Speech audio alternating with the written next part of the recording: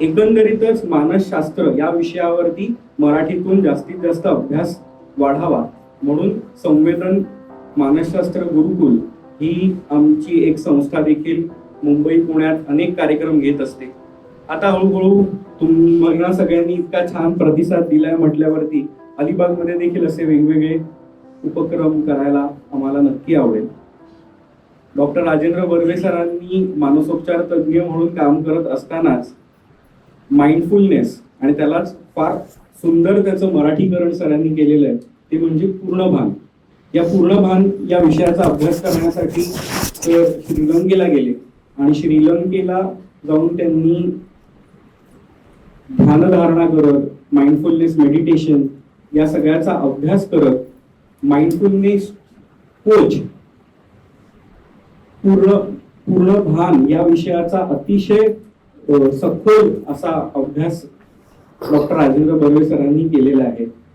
Meditation असो किंवा भारतीय अध्यात्म, भारतीय मानसशास्त्र अशा सगळ्याच वेगवेगळ्या विषयांवरती बर्वे सर आपले विचार सदैव मांडत असतात. सरांनी आजवर लोकसत्ता, महाराष्ट्र टाइम्स, सकाळ, लोकमत असे तुम्ही म्हणाल त्या न्यूजपेपर्स मध्ये आतापर्यंत शेकडो आर्टिकल्स मधनं सर आपल्याला भेटलेले आहेत. अनेक वृत्तपत्र तसंच न्यूज चॅनल्स वरती होत असलेल्या चर्चा कुठलाही मानसशास्त्रीय घटना घडली, डिप्रेशन, एन्झायटी किंवा अगदी कोणाची आत्महत्या, तरी सगळे न्यूज चॅनलचे रिपोर्टर ज्यांचा बाईट घ्यायला पहिले धावतात असे आपले वक्ते डॉक्टर राजेंद्र बर्वे सर यांनी मराठी भाषेतून मानसशास्त्राचा प्रचार व्हावा, लोकांना मानसशास्त्र सहजरित्या कळावं म्हणून आतापर्यंत 40हून अधिक पुस्तकं मराठी भाषेत लिहिलेली आहेत. मला वाटतं मी सुरुवातीलाच म्हणालेलो माझं वय 33 आहे आणि सरांची प्रॅक्टिस 45 वर्षाची आहे. तर अधिक तुम्हा सगळ्यांच्या मध्ये मी न येता आपण जोरदार टाळ्यांनी स्वागत करूया डॉक्टर राजेंद्र बर्वे सरांचं. अलिबाग मध्ये तुम्ही सर्व इथे जमलेले आहात रविवारी संध्याकाळी. खरं म्हणजे विचार, अविचार, अतिविचार हे विषय वृक्ष मानले जातात की त्याच्यात काही विशेष असेल असं वाटत नाही. पण तुम्ही खूप मोठ्या संख्येने हजर राहिलात आणि इथे माझे विचार ऐकायला आलेले आहात याचा मला खूप आनंद होतो आहे. तुमचा मी ऋणी आहे, कृतज्ञ आहे. आणि समीर जरी माझ्याहून लहान असला तरी आमचं नातं मित्रत्वाचं आहे, बरोबरीचे आहोत असंच आम्ही मानतो. आणि त्यामुळे समीरनी विचारल्या क्षणीच मी म्हटलं की फक्त तारीख नक्की करूया, बाकी मी आलोच म्हणून समज. अलिबागमध्ये पूर्वी पण काही वेळेला येऊन गेलेलो होतो मी, पण ती भेटीगाठी जराशा आठवत नव्हत्या. आता ही मात्र भेट नक्की लक्षात राहणार. इतके अलिबागकर एकदम भेटलेत, खूप छान अनुभव आहे. जेव्हा समीर म्हणाला की आमच्या निसर्गरम्य ठिकाणी राहायला आम्हाला आवडतं, तर मला एक क्षण हेवा वाटला तुम्हा सर्वांचा. तर आजचा विषय आहे आणि मगाशी लाईट जरा कमी होते त्यामुळे म्हटलं की आपण सुरुवात करत असताना, विचार करण्याची सुरुवात करत असताना विचाराचं पर्पज, हेतू काय असतो तर ज्ञान. त्यामुळे म्हटलं सुरुवात करताना आपण एक छोटीशी प्रार्थना म्हणूया. सगळ्यांना येते ती, बसूनच राहा तुम्ही, हात जोडायचीही गरज नाही, फक्त डोळे मिटून ऐका. म्हणजे तुमच्या लक्षात येईल की आजचा जो प्रवास आहे सगळा, आता पुढे 1.5-2 तास आपण जे बोलणार आहोत तो प्रवास या दिशेने आपली वाटचाल व्हावी. कारण वाटचाल खूप महत्त्वाची असते आणि त्याची ही वैदिक जी प्रार्थना आहे त्याच्यामध्ये वाटचाल आहे, त्याच्यामध्ये प्रवास आहे, त्याच्यामध्ये अखेरीस काय आहे नसून आपण कुठे चाललो आहोत याचं भान निर्माण होणं महत्त्वाचं आहे. सर्वांना परिचित असं ही प्रार्थना आहे. डोळे मिटून घ्यावे सर्वांनी. तमसो मा ज्योतिर्गमय असतो मा सद्गमय मृत्योर्मा अमृतं गमय। ओम शांति शांति शांति।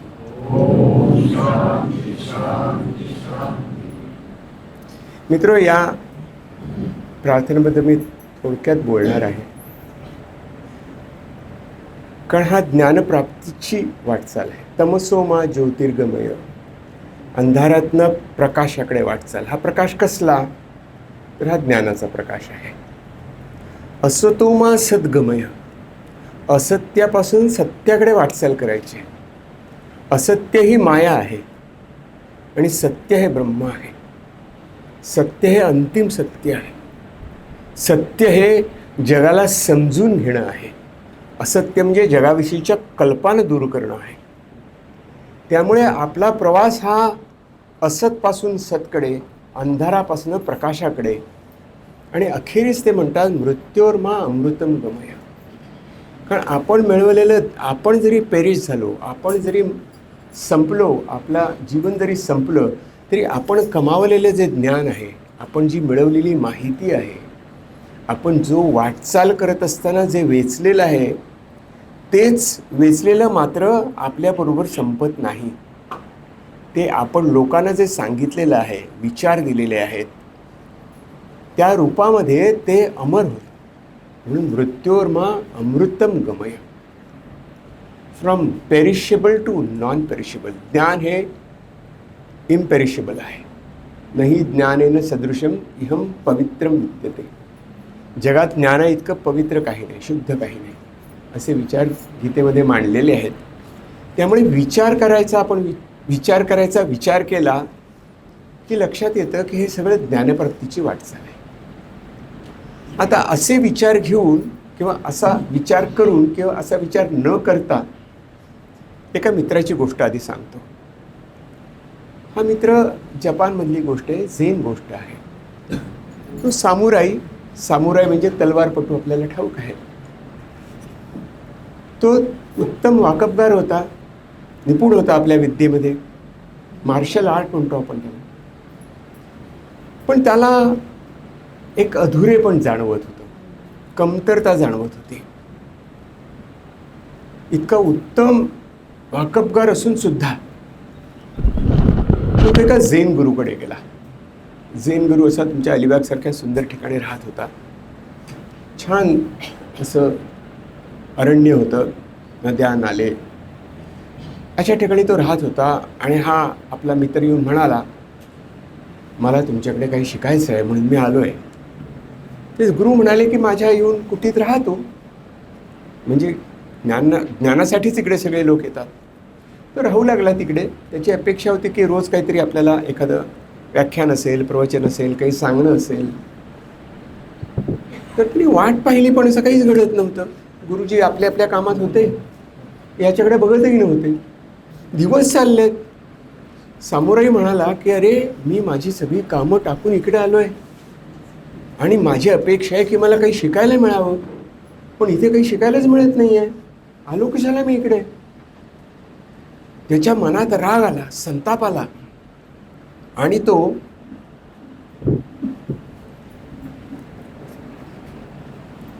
आपल्या जर काही बोरी बिस्तर होतं ते घेऊन गेला गुरूंच्या कुटीमध्ये आणि म्हणाला की मी खूप अपेक्षेनं आलो होतो की मला इकडे काही शिकायला मिळेल म्हणून, पण माझा भ्रमनिरास झालेला आहे. हे सगळं थोतांड आहे. तुमचा आश्रम वगैरे काही नाही आहे. मी इकडे नुसतं येऊन मला बसवलं आहे. असं म्हणता म्हणता त्याचा क्रोध वाढत होता.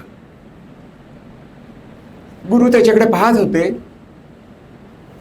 आणि त्यानं विचारलं की मला जाण्यापूर्वी एक प्रश्न विचारायचा आहे. इतके दिवस राहिलो, एकतरी प्रश्न विचारू दे मला.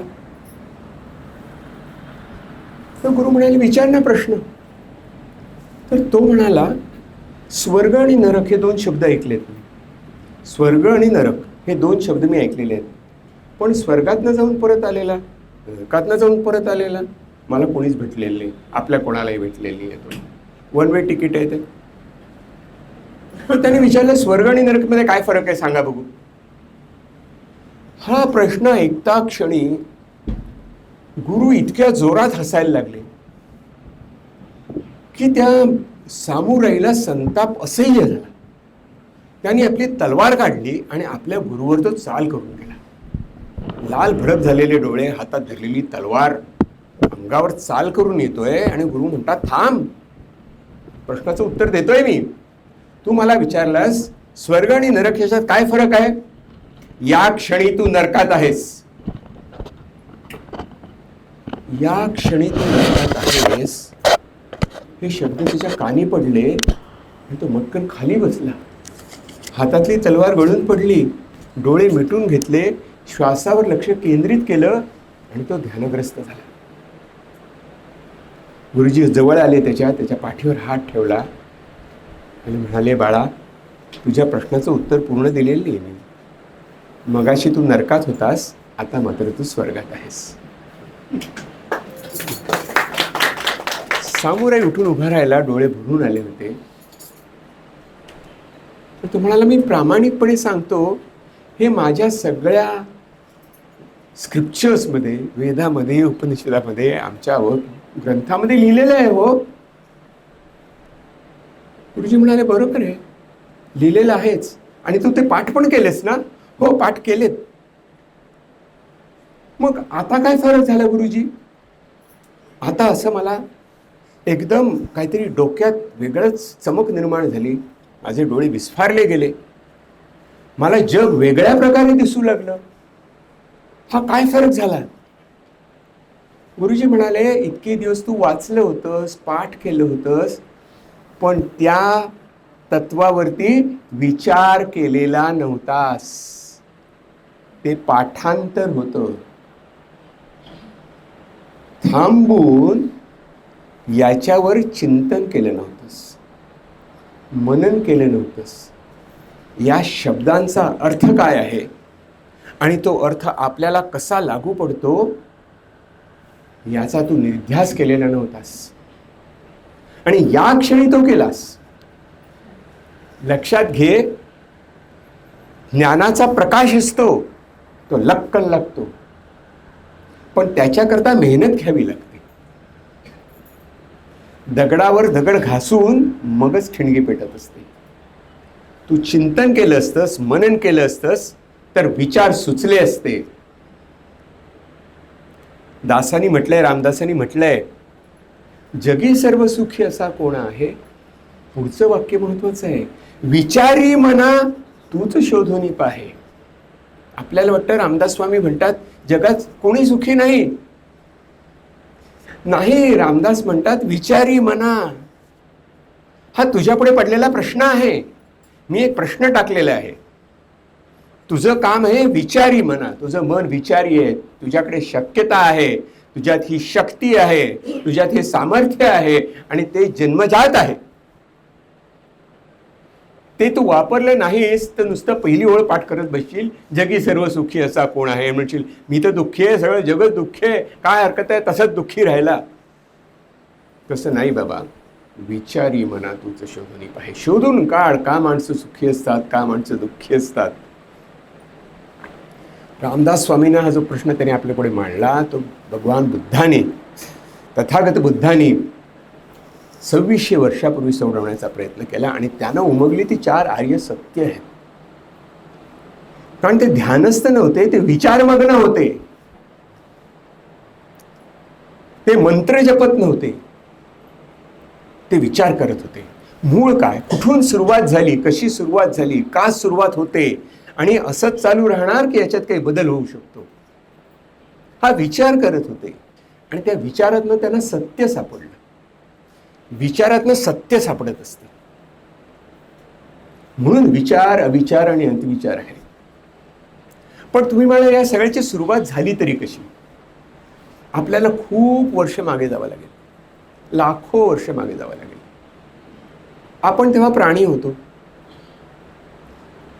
बिनहाडाचे प्राणी होतो. नंतर हाडाचे प्राणी झालो, नंतर मग माकड झालो, चिंपंजी झालो. तरी सुद्धा झाडावर राहत होतो. झाडावरनं उतरलो आणि आपल्यात एक मोठा बदल झाला. आपण जे 4 पायावर चालत होतो ते अचानक 2 पायावर चालायला लागलो. आणि आपल्याला हे जे हात आहेत ते अवयव म्हणून लक्षात आले. तर ते नुसते चालण्याकरता होते, आता हे अवयव आहे. तोपर्यंत काय होत होतं, इथे विचाराचं उगम कसं झालं बघा. तोपर्यंत काय होतं, निसर्गाने माणसाला 2च प्रेरणा दिल्या होत्या, फक्त 2 प्रेरणा. प्रत्येक प्राण्यामध्ये त्या 2च प्रेरणा असतात. एक म्हणजे भक्ष्य शोधायचं आणि आपण भक्ष्य होऊ द्यायचं नाही. You want to eat, not get eaten. Preserve कर, मरू नकोस, जिवंत राहण्याची धडपड कर आणि दुसऱ्याला मार आणि खा पाहिजे तर. म्हणजे जिवंत राहा, सर्व्हाइव्ह कर. इथे शब्द लक्षात ठेवायचं कारण पुढे आपल्याला त्याचा वापर करायचा. सर्व्हाइव्ह कर आणि दुसरं काय कर, तुझ्यासारखा दुसरं प्राणी निर्माण कर. म्हणजे चालू राहील प्रोक्रिएशन आणि प्रिझर्वेशन. स्वतःला जगत राहणं आणि आपल्यासारखा दुसरा प्राणी निर्माण करणं. 2च गोष्टी फक्त कळत होत्या, बाकी काही अक्कल नव्हती. पण एक क्षण असा आला त्या वानराच्या 2 पायाच्या द्विपाद प्राण्याच्या एक प्रश्न निर्माण झाला आणि तिथे सुरुवात झाली. तोपर्यंत स्वतःचं संरक्षण कसं करायचं याची माहिती फक्त तो इतर प्राण्यांकडे बघून करत होता.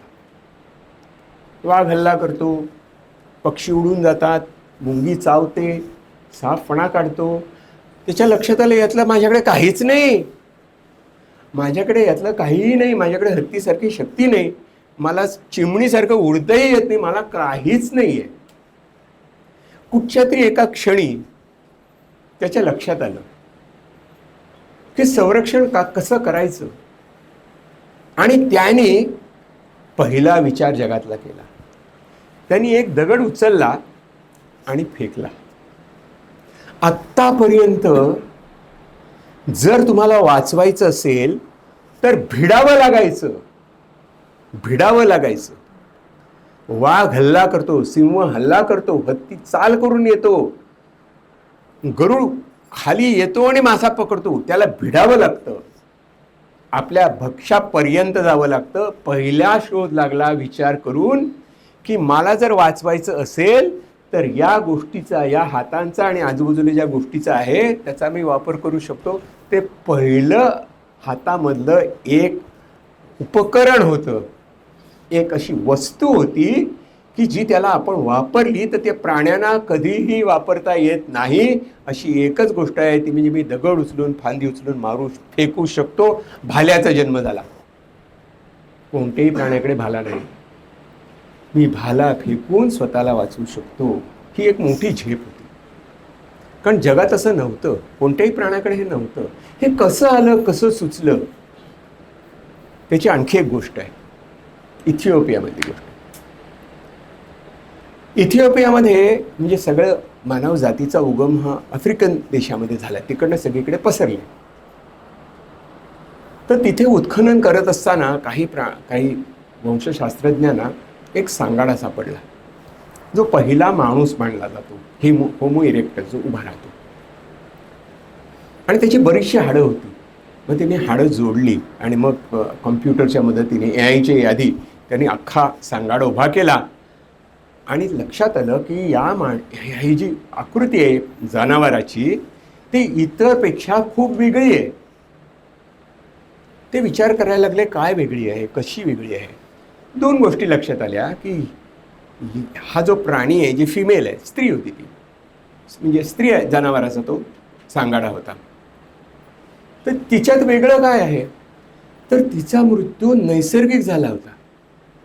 कोणीही तिला मारलं नव्हतं, ती झाडावरनं पडलेली नव्हती. ती स्वतःला प्रिझर्व करू शकत होती, स्वतःचं संरक्षण करू शकत होती. अशी ती जास्त वयाची स्त्री होती की जिने अनेक तिच्यासारख्या वानरांना जन्म दिलेला होता. मग त्यांना फारच कौतुक वाटलं काय. आणि मग पहिल्यांदा लक्षात आलं की हे जे बाकीचे माकड आहेत, चिंपंझी आहेत, गोरिला, अनेक प्रकारची माकडं, प्रगत माकडं आहेत, त्याच्यापेक्षा या स्त्रीची कवटी वेगळी आहे. कशी वेगळी आहे, तर त्या कवटीमध्ये फरक हा आहे की तिचं कपाळ पुढे आलेलं आहे. बाकीच्या सगळ्या माकडांची, वानरांची हेअरलाईन खूप खाली असते, कपाळ अगदी अरुंद असतं आणि जबडा मोठा असतो. जबडा पुढे येतो आणि त्याच्यात ते फळं बिळं टाकतात आणि साठवतात आणि खात असतात. माकडांचा जबडा जबरदस्त असतो आणि तो पुढे येऊ शकत असतो. हा जबडा असा नव्हता. तो हा मारुतीला जसं आपण आत केले तशी ती हनवटी होती आणि हे मात्र पुढे आलेलं होतं, कपाळ पुढे आलेलं होतं. हेअर लाईन मागे गेली, माझी तर खूपच मागे गेली आहे, पण हेअर लाईन मागे जाऊन कपाळ मोठं होतं आणि कवटीचा आकार बदलतो. ही एक प्रचंड मोठी झेप होती, कारण या मेंदूमध्ये नवीन मेंदूची भर पडली आणि तो मेंदू विचारी विचारी बुद्धी होती, विचारी मेंदू होता तो. म्हणजे विचार करण्याची क्षमता अशा प्रकारे. म्हणजे दोन गोष्टी परत, स्वतःला वाचवणं आणि वंशवृद्धी, या दोन गोष्टी करता माणसाला आणखीन काहीतरी मिळालं, ते म्हणजे विचार करण्याची शक्ती. मग त्यांनी नंतरच्या काळामध्ये मेंदूचा अभ्यास करायला सुरुवात केली की काय बरं विशेष आहे याचं. आणि मग त्यांच्या लक्षात आलं की मेंदू 3 प्रकारचे. एक रेप्टिलियन ब्रेन, रेप्टाईल्स म्हणजे सरडे, आपल्यापेक्षा त्यांना जमिनीचा स्पर्श चांगला कळतो.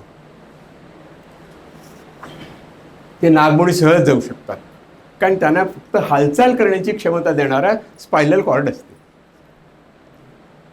मग नंतरचा मेंदू आला, तो सस्तन प्राण्याचा होता. म्हणजे कसा की जो आपल्यासारख्याच दुसऱ्याला जन्म देत होता, त्याला त्याचं संगोपन करावं लागत होतं, म्हणून तो सस्तन झाला. आणि त्याच्याकडे भावनिक क्षमता खूप मोठी निर्माण झाली. कारण का, तर जे पिल्लू आपण आता सांभाळतो ते आपल्याला ओळखत पण नाही. जन्म झालेलं बाळ आईला आई म्हणून ओळखत नाही, हसत पण नाही, स्मितहास्य पण करत नाही, थँक्यू मम्मा असं पण म्हणत नाही 6 आठवड्यापर्यंत. तोपर्यंत आई त्याला सांभाळते, कारण तिच्यामध्ये प्रेम, ममता नावाची गोष्ट निर्माण होत असते. तो आहे भावनिक मेंदू, दॅट इज इमोशनल इंटेलिजन्स. तो प्राण्यामध्ये आणि आपल्यामध्ये पण आहे. हा इमोशनल इंटेलिजन्स हा ममेलियन ब्रेन आहे. मग ह्युमन ब्रेन कसा, तर त्याच्या इमोशनल इंटेलिजन्स, इमोशनल ब्रेनच्या पुढे असणारा मेंदू प्री फ्रंटल कॉर्टेक्समध्ये, PFC, तो इथे असतो आणि त्याच्याकडे विचार करण्याची सगळी शक्ती असते आणि आपल्या अस्तित्वाची जाणीव असते. म्हणजे मी आहे आणि माझं अस्तित्व हे इतर प्राण्यांपेक्षा, इतर माणसांपेक्षा मी वेगळा आहे. मग तो चांगला आहे, वाईट आहे, काय वाटेल ते समजा, पण तो आणि मी याच्यात फरक आहे. माझं स्वतंत्र मी म्हणून अस्तित्व आहे, मी स्वयं आहे, मी स्व आहे. आणि म्हणून पहिला उद्गार उपनिषदामध्ये आढळतो, कोहम. हा प्रश्न कोणीही विचारलेला नव्हता. हा प्रश्न विचारण्याची क्षमता फक्त या प्री फ्रंटल कॉर्टेक्समध्ये आहे. तोच विचारू शकतो की कोहम, मी कोण आहे, माझं अस्तित्व मला जाणवतंय, या अस्तित्वाचा अर्थ काय, मी का म्हणून जन्माला आलो, का म्हणून जगतो, का म्हणून धडपड करतो, का म्हणून पुढचा विचार करतो. कारण काळ बराच लोटला, प्रिझर्वेशन अधिक चांगलं व्हायला लागलं, कपडे, वस्तू, घरं, उपकरणं हळूहळू निर्माण होत होती. आजच्यापेक्षा ती खूपच साधी होती, पण होती. सर दगड फेकायचा तो अणुकुचीदार झाला, बाण आले, बऱ्याच गोष्टी घडल्या. पण हे सगळं करणारं मी कोण, मी कोण, माझ्यातली ही दिव्य शक्ती कोण आहे जी विझते आणि जी पुन्हा निर्माण झालेली दिसते, मी कोण आहे. या प्रश्नाचं उत्तर आपण सतत शोधतो आहोत. कोहम कोहम कोहम. कोणत्याही ॲडोलसेंट मुलाला विचारा, 14-15 वर्षाच्या मुलाला विचारा, तू कोण रे, मग सांगतो तू कोण होणार रे, आपण विचारतो तू कोण होणार रे, मग समजा मी बाबांसर अमुक होणार, की बाबांसर असणार ना तसं मुळीच होणार नाही असं तरी सांगतो. म्हणजे तर काहीतरी त्याच्या डोक्यात अस्तित्वाचा त्याला थोडा तरी अर्थ लागलेला असतो की मी काय आहे. आणि मग असा विचार करता करता एका फ्रेंच सायंटिस्टने असं म्हटलं, विचारवंतांनी म्हटलं, देकार्त नाव त्याचं, Descartes, I think therefore I am, I think therefore I am. मी अस्तित्वात आहे हे मला कळतं, मी अस्तित्वात आहे मला कळतं, माझी स्वतंत्र स्वची स्वतंत्र जाणीव माझ्यात आहे हे मला कळतं. माझ्या अस्तित्वाचा अर्थ माझा विचार करण्यात आहे. विचार करू शकणं ही अद्वितीय गोष्ट माझ्या अस्तित्वाची खूण आहे. म्हणून आपण अनेकदा म्हणतो अविचारी कृत्य प्राण्यासारखं होतं. अर्थपूर्ण आहे ते खूप, प्राण्याने ते पटणार नाही, ते बिचारे फक्त त्यांना समजत नाही आपण काय बोलतोय ते, पण त्याला अविचार आपण म्हणतो. आता ते कसं घडतं ते पण सांगणार नाही. पण हा विचार म्हणजे विचार करण्याची क्षमता. विचार म्हणजे काय? विचार म्हणजे प्रश्न सोडवण्याची क्षमता आणि प्रश्नाचं उत्तर. फिनिश्ड. सगळे विचार आपल्या मनातले एकूण एक हे कुठच्या तरी एका प्रश्नाचं उत्तर आहे. मग ते कोहमचं असेल किंवा आपलं घर स्वच्छ कसं ठेवायचं असेल, किंवा मी आज कोणते कपडे घालू, मी आज काय साजे शृंगार करू, मी माझं राज्य कसं चालवू, मी कायदे कसे करू, मी धनुष्यबाण कसं चालवू, मी तोफा कशा बनवू, मी चंद्रावर कसं जाऊ, सगळ्या प्रश्नांची उत्तर म्हणजे विचार आहे. विचार हा प्रश्न सोडवण्याचं अंतिम स्थळ आहे. त्याला आपण विचार म्हणतो. इंग्रजीमध्ये याला थॉट असं म्हणतात. पण तुमच्या लक्षात आलंय का की थॉट हे थिंकिंगचा पास्ट टेन्स आहे. Walk walked, go went, think thought. अरे माझ्या थॉटला तुम्ही पास्ट टेन्समध्ये का लिहून ठेवलं? पास्ट टेन्स कसं? आपण केलाय विचार, पास्ट टेन्स का? थॉट पास्ट टेन्स कसं? नाऊन आहे पण पास्ट टेन्स का? चांगला प्रश्न आहे, विचार करायला लावणारा प्रश्न आहे. थॉट पास्ट टेन्स आहे कारण विचार करून निर्माण झालेली प्रक्रियेचं जे शेवट असतो तो विचार म्हणजे तो थॉट. तिथे प्रश्न संपला, तो थॉट तो संपला, पास्ट टेन्स म्हणून तो. आणखी एक खूप महत्त्वाचा विचार मी सांगणार आहे तुम्हाला, जो मला थोडं तुम्हाला नीट सांगावा लागेल. आणि विचार म्हणजे काय ते आणखी सांगता येईल. तर थॉट म्हणजे पास्ट टेन्स म्हटलं मी तुम्हाला, तुम्हाला पण पटलं ते पास्ट टेन्स आहे. तर विचार हे आपण सोडवलेले, आपल्या बुद्धीने सोडवलेल्या प्रश्नांची उत्तरं असतात.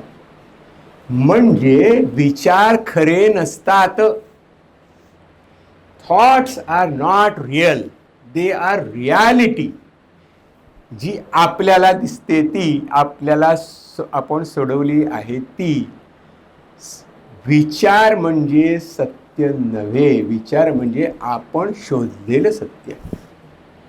ते अंतिम सत्य आहे का? नाही. आपण याच्यात फार अडकतो. आपल्याला वाटतं मला जो विचार सुचला तो करेक्ट आहे, तो बरोबरच आहे, मी विचार करतो म्हणजे बरोबरच असणार, मी चुकीचा विचारच करू शकत नाही, माझ्या विचाराला कोणी आव्हानच करू शकत नाही, माझे विचार तुम्हाला कळले पाहिजेत, माझे विचार सुविचार आहेत कारण मी सत्य सांगतो. तुझ्यापुरतं सत्य आहे आणि तुला सापडलेलं ते उत्तर आहे, ते कदाचित आम्ही स्वीकारू, परंतु ते अंतिम सत्य नव्हे. मग विचाराला एवढं महत्त्व का? विचार फसवे असतात. विचार फसवे असतात कारण आपल्याला ते सुचलेले असतात, ते अंतिम नसतात, ते रिलेटिव्ह असतात. सापेक्ष असतात. आईन्स्टाईननी म्हटलं की सापेक्ष आहे जग, रिलेटिव्हिटी आहे. जनरल थिअरी ऑफ रिलेटिव्हिटीमध्ये आपल्याला कळतं की काय, व्हॉट इट मीन्स. काळ म्हणजे सापेक्ष आहे, सगळ्याच गोष्टी सापेक्ष आहेत. उत्तर पण सापेक्ष आहे म्हणजे करेक्ट नाही आहे, सगळंच सापेक्ष आहे. मग महत्त्वाचं काय आहे? विचार महत्त्वाचे आहेत, थॉट महत्त्वाचं आहे का त्याच्या आधीची गोष्ट महत्त्वाची? मग आपल्याला सामुराईची गोष्ट आठवते. सामुराईला त्या गुरुने सांगितलं, तू विचार करीत नव्हतास. सामुराईला गुरुने विचार नाही दिला, अनुभव दिला. माझ्या मनातल्या, माझ्या मनस्थितीप्रमाणे नरक किंवा स्वर्ग निर्माण होत असतो, हा अनुभव आहे. हा अनुभव आहे. या अनुभवातनं विचाराला सुरुवात होते. त्यामुळे विचारापेक्षा विचाराचा प्रवाह, विचाराची दिशा, विचारांचा वेग हे विचारांपेक्षा जास्त महत्त्वाचं आहे. आपल्याला अनेकदा शाळेमध्ये सांगितलं जातं, यांचे विचार फॉलो करा. मला भीती वाटते, कोणाचे विचार फॉलो करायचे आणि ते का करायचे?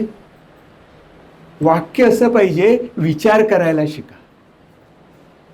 त्यांनी कसा विचार केला, यांनी कसा विचार केला, या विचाराचं फलित काय झालं, विचाराची पद्धत कोणती होती, विचारामध्ये गृहीत धरलेल्या गोष्टी कोणत्या होत्या, त्यांनी कसा लॉजिकली विचार केला की इलॉजिकली विचार केला, तार्किक विचार केला की अतार्किक विचार केला, हे शिका. मित्र हो, विचारापेक्षा विचाराचा प्रवाह कसा चालतो हे शिकणं, विचार कसा करायचा हे शिकावं लागतं. विचार कसा करायचा हे खरं शिक्षण आहे. मग ते शाळेत शिकवता येतं, शाळेत शिकता येतं, कॉलेजात शिकता येतं का आणखीन कुठे शिकता येतं हे महत्त्व नाही. शाळा आपल्याला विचार करायला शिकवू शकते या गोष्टीवर आता माझा विश्वास उरलेला नाही. विचार करून सुद्धा मार्क मिळवायचे नसतात, पाठ करून मार्क मिळवायचे असतात. घोका आणि ओका. त्याच्यामुळे शाळेत जाऊन विचार करायला कोणी शिकतं यावर माझा आता विश्वास नाही. तुमचा असेल तर ठीक आहे, बरं आहे. पण विचार करायला शिकणं खूप महत्त्वाचं असतं. विचार कसा करायचा, काय गृहीत धरलं, कुठून गृहीत धरलं. इकडं मी रेष आखली 5 सेंटीमीटर, तर हा बिंदू आहे. हा बिंदू कोणी ठरवला बिंदू आहे म्हणून? गृहीत धरलं. कागदावर एक रेघ ओढली आणि म्हटलं की 5 सेंटीमीटरची रेघ आहे. अरे पण तू सुरुवात एका बिंदूपासून केलीस ना. हा कोण ठरवलं, कोणी हा बिंदू आहे म्हणून? तूच ठरवलंस ना. म्हणजे बिंदू तू कल्पिलास आणि तिकडे मांडलास आणि म्हणून ती 5 सेंटीमीटरची रेघ काढलीस. याला सेंटीमीटर कोणी म्हटलं? आपणच म्हटलं. कोणीतरी ठरवलं, सोयीचं आहे म्हणून आपण फॉलो करतो. म्हणजे विचार करत असताना मी काय गृहीत धरतो, माझं गृहीतक काय आहे आणि मला नेमका प्रश्न काय आहे. मला प्रश्न सोडवण्यामध्ये कशाचा वापर करायचा आहे? भावनेचा वापर करायचा आहे, विचारांचा वापर करायचा आहे, विचार व्यूहांचा वापर करायचा आहे, विचार विनिमय करायचा आहे, काय करायचं आहे, विचारांची देवाणघेवाण करायची आहे. दॅट इज विचार करणं. पहिले गृहीत तपासावी लागतात, उद्दिष्ट ठरवावं लागतं आणि मग मधली जी रांग असते ना, ज्याला आपण विचार प्रवाह म्हणतो, आणि तो आपल्याला सगळ्यांच्यात दिसतो. बुद्धांच्या 2 प्रकारच्या मूर्ती असतात. एक असते बुद्ध मूर्ती आणि दुसरी असते बोधिसत्व मूर्ती. बोधिसत्व म्हणजे बुद्ध नव्हे. बोधिसत्व म्हणजे कोण? जे आपल्याला सालंकृत दिसतात. पद्मपाणी सालंकृत आहे, मुकुट आहे, अंगात दागिने आहेत. मग याला बुद्ध कसं म्हणायचं? त्यांनी तर प्रवज्जा घेतली होती. नाही, ते विचारमग्न आहेत. त्यांना असा विचार चाललाय की माझ्यातलं बुद्धत्व मग कुठे शोधू. ते बोधिसत्व आहे. म्हणजे त्यांचं गृहीत आहे की आपल्यात बुद्ध आहे. तिथपासून सुरुवात केली, हे गृहीत धरलं. पण आपण विचार करत असताना वारंवार आपल्याला आपलं गृहीत काय धरलं हे विचार करावा लागतो. आणि ही गृहीत मनात धरलेल्या गोष्टी हे समज म्हणजे विचार नसतात. समज म्हणजे विचार नसतात. आपल्याला समज देतं कोणीतरी. तू ना फार हुशार आहेस. आई वडील म्हणतात आमचा पोरगा म्हणजे काय रे, हुशारच आहे. किंवा ढेस, मठ्ठ आहेस. का? गणितात कमी मार्क मिळाले. कसा पास होशील? पुढे काय होईल? मार्क कसे मिळवशील? कॉलेजात कसा जाशील? नोकरी कशी मिळेल? लग्न कसं होईल? मुलं कशी होतील? तुझी मुलं कशी असतील? अरे काय, कुठून सुरुवात झाली? तू आत्ता मोठं आहेस म्हणून. यार कुठून कुठे गेलात? काहीही आपलं चाललंय. तरुण वयातली मुलं येऊन म्हणतात मला फार इन्फेरियरिटी कॉम्प्लेक्स आहे. अरे का बाबा, माणसासारखा तर दिसतोस तू. नाही पण त्याच्यापेक्षा मी कमी आहे, याच्यापेक्षा मी कमी आहे. मग मला काका म्हणाला अरे तुझ्यापेक्षा जे कमी आहेत ना त्यांच्याशी तुलना कर म्हणजे तू मोठा असशील. मी त्याला विचारलं, तो म्हणाला मी तरी कुठे स्वतःला मोठा समजतो, पण बुद्धूच आहे. अरे म्हणजे आहे काय? गृहीत धरलं मी असा असायला पाहिजे तसा नाही म्हणजे मी कमी आहे, इन्फिरियर आहे. म्हटलं मित्रा, भारतामधला आहेस तू, उजळ रंगाचा आहेस, तुला निमगोरा उजळ म्हणतील. आफ्रिकेत गेलास तर म्हणतील काय वा काय गोरापान आहे. जर्मनीत गेला तर म्हणशील काय काय काळा माणूस आहे. चीनमध्ये गेलं तर म्हणतील काय सुंदर स्किन आहे तुझी, काय चकचकते, आमची कशी अगदी मेणासारखी. मग तू आहेस कोण? मी आहे कोण हे कुठच्या तरी गृहीतकावर ठरलेलं आहे. गृहीतकं तपासायची असतात. विचार करणं म्हणजे आपण मनात काय अज्युम केलं आहे, हा प्रश्न कसा सुटेल असं आपल्याला वाटतं तेच चॅलेंज करायचं असतं, त्यावरच विचार करायचा असतो. विचार प्रवाह एखाद्या नदीसारखा असतो. आपण विचार प्रवाहाकडे पण पाहता आलं पाहिजे. आपण कसा विचार करतो हे आपल्याला कळलं पाहिजे.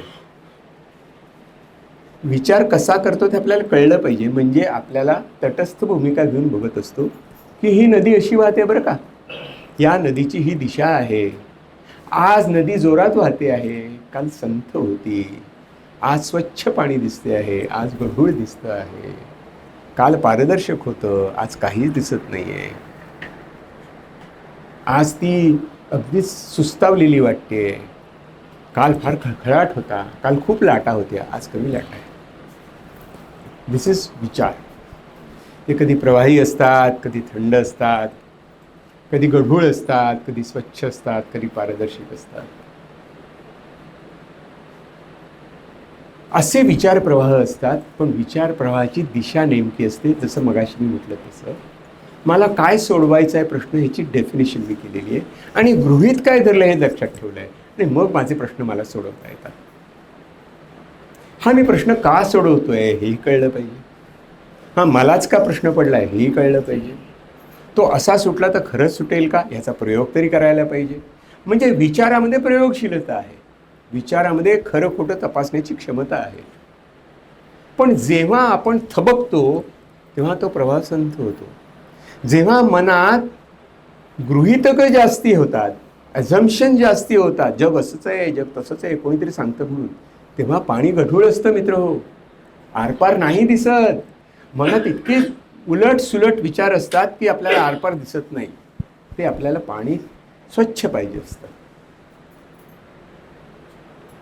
म्हणजे विचारापेक्षा विचार प्रक्रिया महत्त्वाची. विचार प्रक्रिया अशी पाहिजे की तिला चांगला वेग पाहिजे की ज्यातनं सरळ पुढे जाता येईल, तिला दिशा हवी. आणि सर्वात महत्त्वाचं म्हणजे ती गढूळ असता कामा नये. कारण आपण विचार करायला लागलो की असं होईल का, तसं होईल का, तसं होईल का, असं तर नाही ना होणार, तसं तर नाही होणार, तसं तर नाही ना होणार. आपल्या विषयातला एक भाग आहे अतिविचार. त्या अतिविचाराची मी डेफिनेशन दिली तुम्हाला आता, की मनामध्ये इतके जेव्हा कोंडलेले विचार असतात, आपण सुरुवात कुठे केली हेच कळत नाही आणि जिथे सुरुवात केली तिथेच येऊन परत येतो आणि सारखं असंच वाटत असतं की अरे हा प्रश्न सुटणार तरी कसा, असं करू का तसं करू, हे करू का ते करू, असं केलं तर हे होईल, ते केलं तर तसं होईल, मग काय बरं करू, मग मी जे ठरवलं त्याची माझ्या जबाबदारी येईल का, मला लोक नावं ठेवतील का, आणि मला यश मिळालं तर माझा गवगावा होईल का, का मला त्याचं क्रेडिट मिळणारच नाही. काय चाललंय हे, काय आहेत हे, विचार नाही आहेत, हे ॲझम्पशन्स आहेत, आपल्या डोक्यातले खोटे खोटे विचार आहेत. त्यांनी आपलं मन गढूळ होतं आणि आपल्याला स्वच्छ मन हवं असतं. स्वच्छ मन म्हणजे आपण करत असलेले तार्किक शुद्ध विचार. कसं होतं हे मन स्वच्छ? फार कठीण नाही खरं म्हणजे. आपल्याला मन स्वच्छ कसं करायचं याचा जर पण विचार करायला लागलो, ते एक उदाहरण देतो. आपल्याकडे 2 ग्लासात पाणी ठेवलं आहे आणि दोन्ही पाणी गढूळ आहे, माती आहे, काहीतरी आहे, खराब पाणी आहे, मडी वॉटर आहे.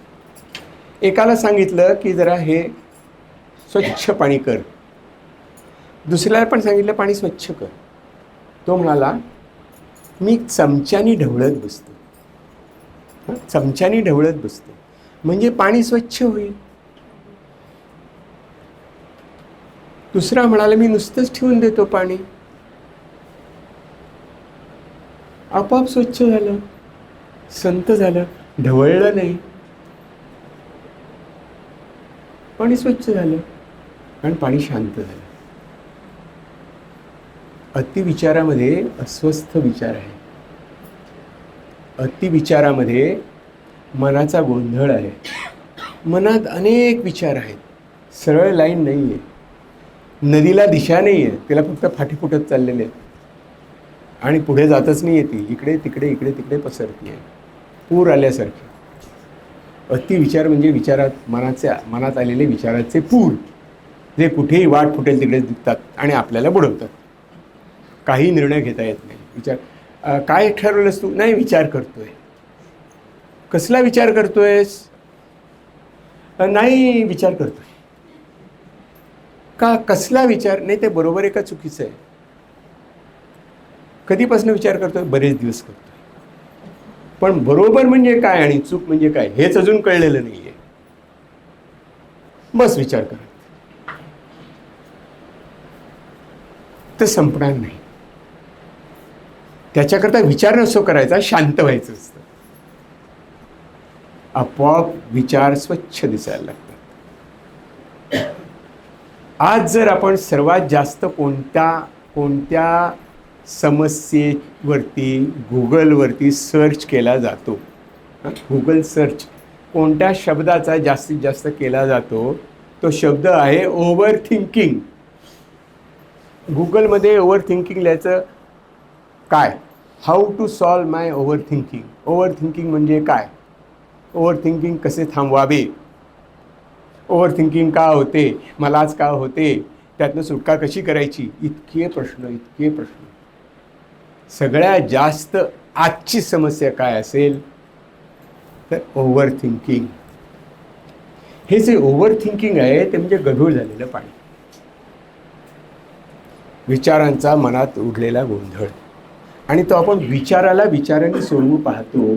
विचाराला विचारांनी सोडवता येत नाही, शांत बसूनच सोडवता येतं. लोक म्हणतात, आत्ताच समीरनी म्हटलं, रेग्युलेशन. आपण आपल्या विचारांना, आपल्या मनाने कंट्रोल करू पाहतो. नाही होत. अरे कंट्रोल करायचं असतं तर केव्हाच झालं असतं ना. मला खूप लोक येऊन भेटतात, म्हणतात आता मी सुधारणार आहे. अरे वा, मग तुला माहिती होतं ना सुधारण, मग असा का वागत होतास, बिघडलास का? नाही, आता उद्यापासून मी नीट वागणार आहे. उद्या म्हणजे कोणता वार? उद्या नावाचा वार कुठच्याही कॅलेंडरवर लिहिलेलं नाही आहे आणि सुधारणं हे पण लिहिलेलं आहे. म्हणजे तुला सुधारणं म्हणजे काय कळतं, म्हणजे तू मुद्दाम करत होतास, म्हणजे तू मुद्दाम थांबवू शकत नाहीस, कारण तुझ्या मनावरती तुझ्या मनाचा कंट्रोल नाही. कारण मनाने मनावरती कंट्रोल साध्य होत नाही, हे सत्य. जसं म्हटलं की विचार फसवे असतात, तसं दुसरं सत्य हे सांगतो, मनाने मनाचा कंट्रोल करायला मनाला जमत नाही. हा गोंधळ उडवून दिलेला आहे आपला. कंट्रोल कर, कंट्रोल, मनातले विचार काढून टाक. म्हटलं काय सोपं आहे का? काटा काढून टाकायचं का? दिसतो ना काटा? विचार दिसतो का? नाही दिसत ना, कसा काढून टाकणार? विचार प्रॉब्लेम नसतो. अतिविचारामध्ये निर्माण झालेली जी मानसिक चिंता असते तो प्रॉब्लेम असतो. मी इतका चिंताग्रस्त असतो की ती चिंता गढूळ करत असते. त्यामुळे मला विचारच दिसत नसतात. मी म्हणतो मी विचार करतोय, पण मी फक्त चिंता करत असतो. मला फक्त भीती वाटत असते, काळजी वाटत असते. माझ्यावरच सगळं येऊन पडलंय का? मलाच केलं पाहिजे का? हा विचार चुकीचा ठरला तर? हे बरोबर आहे का? ते बरोबर आहे का? असं करू का? तसं करू का? पण ती साधी गोष्ट असते, आज स्वयंपाक काय करू? इथपासनं अतिविचार सुरू होऊ शकतो. तो जगाचे प्रश्न कसे सोडवायचे हा पण आहे.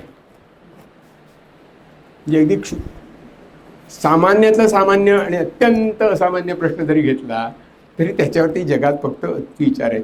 काही अतिविचार करणं संस्थांनी घेतलेलं आहे. म्हणजे युनायटेड नेशन्स अतिविचार करण्याचा प्रसिद्ध आहे. त्यांनी काही प्रश्न सोडवल्या गेल्या 50-60 वर्षात असं मला तरी दिसत नाही. फक्त ते कागदावर प्रश्न सोडवतात आणि म्हणतात असं करायला पाहिजे, तसं करायला पाहिजे. कोणी माहीत नाही. सो अशा पण संस्था निर्माण करतो की ज्या विचार करणारे असतात. कमिटी नेमतो, ती कमिटी सांगते की अजून विचार करायला पाहिजे, अजून 2 कमिट्या नेमायला पाहिजे. नो, हा सगळा वैचारिक गोंधळ मानसिक गोंधळ आहे. चिंताग्रस्त मनाची सगळी लक्षणं आहेत. आज तीच आपल्याला दिसते. आम्ही असं म्हणतो की काही काळापूर्वी जेव्हा जीवन सोपं होतं, असं आपण म्हणतो इन अ वे सोपं होतं, तेव्हा सगळे विचार लिनियर होते. एक मार्क्सिस्ट विचार पकडा, सगळे उत्तरं लाईनीला लागून उभी असतात. फटाफट करा. नाही हो, मार्क्सिस्टनी नाही होत, सगळं पडलं, कोसळून पडलं. मग न्यू मार्क्सिस्ट नाही, ते पण नाही चालत. पोस्ट मॉडर्निस्ट, ते पण नाही चालत. मग चालतं काय? नाही, काय माहीत नाही काय चालतं. आणि we are going back to the same point. हा तुमच्या माझ्या या जगाचा, या काळाचा एक मोठा प्रश्न आहे की आपण अतिविचार करतो आहोत. कारण आपल्याला विचार म्हणजे काय कळत नाही, विचार कसा करायचा आहे हेही कळत नाही, कोणीही शिकवत नाही. हेच आपल्याला शिकावं लागतं. आणि त्याच्याकरता शांत होणे मनाने, हेच आपल्याला शिकावं लागतं. म्हणजे काय? विचार आहे डोक्यात, पण शांत कोणाला करायचं आहे? शरीराला. आपल्या लक्षात येत नाही. शरीरम आद्यम खलु धर्म साधनम. अगदी स्पष्ट सांगितलेलं आहे की तुला जर स्वधर्म पाळायचा असेल, कोणतंही काम करायचं असेल, धर्माची डेफिनेशन त्याची खूप वेगळी होती. तर ते करण्याकरता काय पाहिजे? तुला तुझं शरीर पाहिजे ना. ते शरीर चांगलं पाहिजे. मेन सेना सेन्स कॉर्पोरा. ग्रीक लोकांनी म्हटलं की हेल्दी बॉडी आणि हेल्दी माइंड ही सगळ्यात महत्त्वाच्या गोष्टी आहेत. त्यामुळे आपल्याला विचारावरती कंट्रोल नाही करता येत. विचारांना रेग्युलेट करायचं असेल तर ते इथे डिपार्टमेंट होत नाही. ते डिपार्टमेंट म्युन्सिपाल्टीमध्ये उत्तर मिळतं ते या इकडचं काम नाही, तिकडचं तिकडे. पण तिकडे कुठे आम्हाला माहिती आहे. ते आपल्या शरीराने करायचं असतं. आता ही जी एक विचार आणि आपलं शरीर ह्याची सांगड मी आधीच घातली होती. मी तुम्हाला म्हटलं बघा, हे सगळं कुठे घडतं? मेंदूमध्ये. आता मी थोडा विचाराकडे येतो. काय होतं बघा, आपल्या मेंदूचे 3 प्रकार मी सांगितले. एक रेप्टाईल ब्रेन, मॅमेलियन ब्रेन आणि ह्युमन ब्रेन. ह्यातला जो मॅमेलियन ब्रेन आहे ना, तो भावनाशील मेंदू आहे. भावनाशील मेंदू आहे. तो काय करत असतो? तर काही गोष्ट घडली की त्याच्या पुढे 2च पर्याय निर्माण होतात. आता समजा इकडे मोठा आवाज झाला, आपल्या मनात 2च गोष्टी आहेत, 3च गोष्टी आहेत. एक म्हणजे पळा, किंवा फटाका आहे हाकलून द्यायला. You fight or take flight. आणि यातलं काहीच कळलं नाही तर फ्रीज. काय करू मला कळत नाही, अर्जुनासारखा प्रश्न. काय करू कळत नाही. आणि तो कसं डिस्क्राईब करतो बघा, गीतेमध्ये त्यांनी कसं म्हटलंय, मला चिंता आहे याच्या आधी तो म्हणतो सिदंती मम गात्राणी. तो आधी शरीराचा अवेअरनेस आहे त्याला. माझे हातपाय गळून गेलेत, तोंड सुकलंय, त्वचा जळतेय, आणि मग म्हणतो प्रमतीचे मे मना. त्याला कळतं की ह्या जो मला भीती वाटतेय ती या शरीरात आहे, काहीतरी इथेच केलं पाहिजे, मी ती इकडचं दुरुस्त होईल. ही जे शरीर आणि मन याची जी सांगड घातलेली आहे ना, ती जर आपल्याला कळली तर विचारांचं खूप गुपित सुटू शकेल. का आपण विचाराने विचारावर मात करण्याचा प्रयत्न करतो आणि ती जमत नाही, कारण विचाराने विचार मात करायचा प्रश्न आला, आपण आपल्याशी भांडायला लागलो तर मी जिंकलो, मी सरलो. खूपदा लोक म्हणतात बघा, मला माझ्या मनाला खूप समजावलं. अरे तुला माहिती होतंच तेच समजावलंस ना, तेच काय सांगतोस? नाही असं नाही करता कामा. अरे म्हणे तेच करतो. तू सांगत कोणाला होतास? जर तुला माहिती होतं जे बरोबर आहे ते स्वतःला सांगत होतास, बजावून सांगितलं, निक्षून सांगितलं, निर्णय केला, अगदी पक्का हो घोकमपट्टी केली, पण आई तेव्हाला नाही आलं. का नाही आलं? कारण मनाने मनावरती नाही होत. मन हे ऑपरेटिंग सिस्टीमच वेगळी आहे. तुम्ही चुकीचे जर आज्ञा दिली कॉम्प्युटरमध्ये आणि म्हणजे सॉरी हां एंटर दाबायच्या आधी विचार करायला पाहिजे होता, आता रिव्हर्स कर ना, काही सेकंदात असेल तर फार तर रिव्हर्स करेल तो, पण नंतर म्हणेल की काय नाही, याचं उत्तर हे आहे. तुम्ही जर टाईप केलं आणि शिव्या घातल्या तर टाईप इतक्याच दिसतील. एआयला जर तुम्ही शिव्या घालून दिल्यात तर ती शिव्याचीच उत्तरं देईल. त्याला कुठे अक्कल आहे? मेंदूला स्वतःची अक्कल नाही आहे, हे आपल्याला माहीत नाही आहे. मेंदू विचार करू शकतो, पण काय विचार करावा हे आपण ठरवतो, आपलं मन ठरवतं. त्यामुळे ही शरीर आणि मनाची जी एक सांगड आपण घातली गेली पाहिजे ना, ती जर आपल्याला घालता आली तर मनाला मी म्हणतो त्याप्रमाणे शांत करता येईल आणि सरळ दिसायला लागेल.